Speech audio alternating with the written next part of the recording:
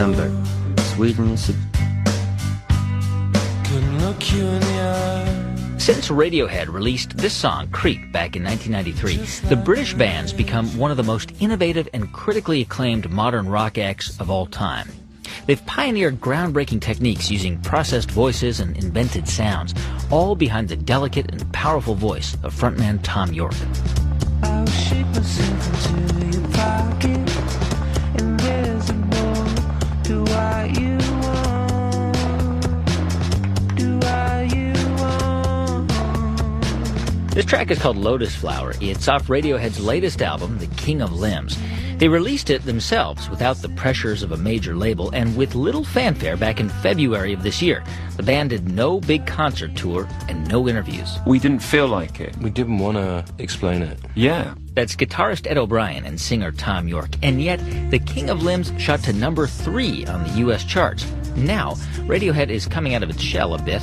Yorke and O'Brien sat down to talk with me last week about how they make music. Before they recorded their latest album, O'Brien described coming off a long tour, exhausted and uninspired. That is, until the band and their producer, Nigel Godrich, discovered some interesting computer software. Which enables you to use MP3 files and trigger them on a turntable, like with vinyl, you know. Make loops and stuff. Make loops and on stuff. the fly. Yeah, so we had an initial session of about 5 weeks, and it was really like the kids in the kindergarten. Because it was... We had absolutely no idea. No idea, and we literally had 5 weeks, and it was really interesting because what it forced you to do was you had to simplify what you were doing. You couldn't do loads of ideas. Probably the most important thing is you had to listen to one another.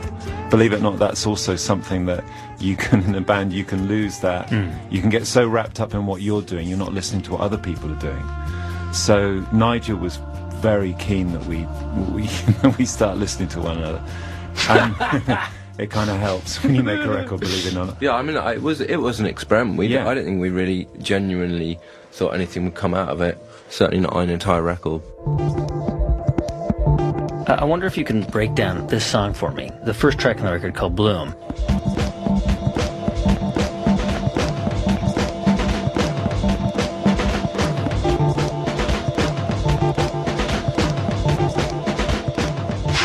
So there are all these layers, percussion and bass and processed sounds, and Tom's voice comes in about a minute in.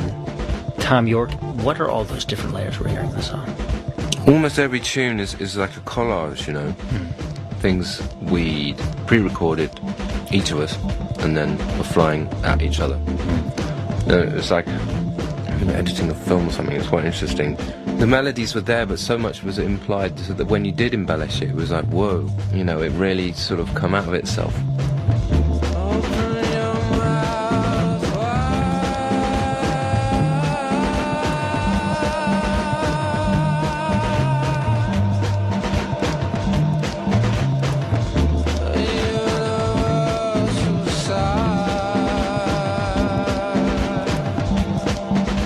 If you trace the arc of Radiohead from, say, a song like Creep to any track on this record, and then you open up the band's catalog anywhere in the middle, every album is almost a reinvention of Radiohead and to some extent of experimental music.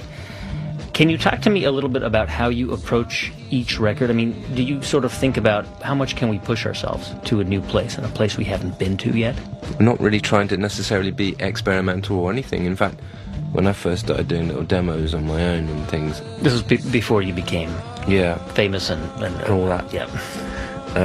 It was very much... I'm quite a good imitator. I see it in my daughter, she's the same. So you're constantly learning from other music, right? And then there's that Lennon thing about it's not how you... what was it? About who you steal from. It's not how you steal, it's not who you steal from, it's how you steal. You know, I'm constantly absorbing other music. And that's what stimulates me the most. And to have the ability within our group with Nigel to sort of move around in all these different areas. So there's never been the desire to sort of like tread back onto the ground because you don't know where else to go. Our problem is where should we go today? You got some coming in.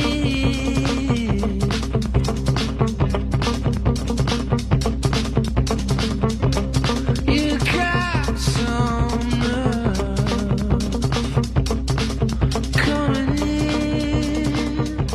guys ever put something together? Have you tried something and the rest of the band just says, no, that doesn't work, it sounds terrible?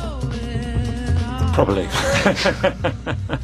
I can't remember, but definitely. I mean, no, yeah. I mean, the part of what you do is rejection. There's a big part of that. A lot of the time, it is like hitting your head against the wall, and then you have breakthroughs.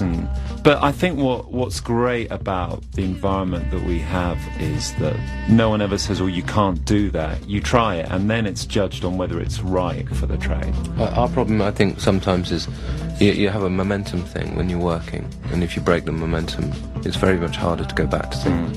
And it's interesting, like, sort of when you finish a record, as you finish, it releases this energy because you like got a whole momentum going, like a whole creative flow, and then you stop. It's a very interesting thing that what happens is that you're in this bubble, you finish this thing, and as soon as you play music to other people, there's some kind of transfer that you suddenly understand it in another way. It's really, really interesting. And I hate that. Yeah, it's really, really hard.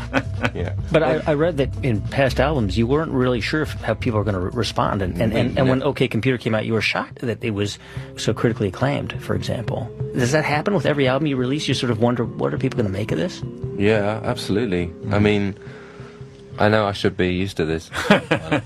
It's a funny thing because when you release a record, you're really, really, I'm really into it.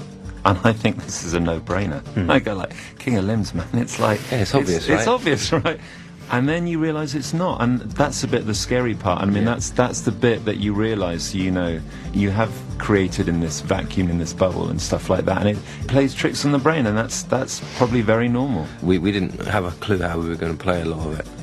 And then, like, learning to play it allows you back into it in another way as well, especially after the initial sort of, what the hell is that thing? So, I mean, and in some ways that's one of the ways we move on musically. It's quite interesting, like having to force ourselves to learn this thing. It's like a backwards process, but it really exists then in another way.